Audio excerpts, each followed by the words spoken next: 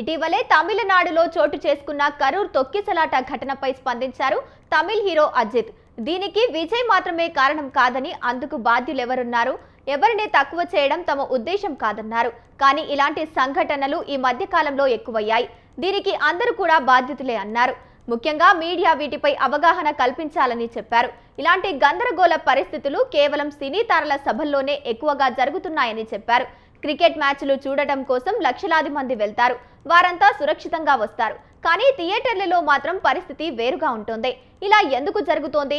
దీనివల్ల ఇండస్ట్రీకి చెడ్డ పేరు వస్తుంది అని వ్యాఖ్యానించారు.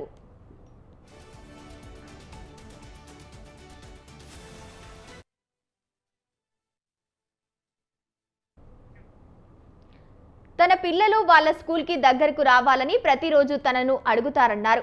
కానీ ఒక్కరోజు కూడా వాళ్ళను డ్రాప్ చేయడానికి వెళ్ళలేదు.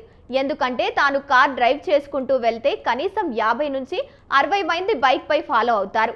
ఫాలో కావాలని అడుగుతారు, ఫోటోలు కావాలని కూడా అడుగుతారు. అభిమానుల చర్యల వల్ల ఒక్కసారిగా అందరి జీవితాలు రిస్క్లో పడతాయి. కారులో నుంచి ఫోటోలు ఇచ్చినప్పుడు నా చేతికి గాయాలైన సందర్భాలు ఎన్నో ఉన్నాయి అని నటుడు గుర్తు చేశారు.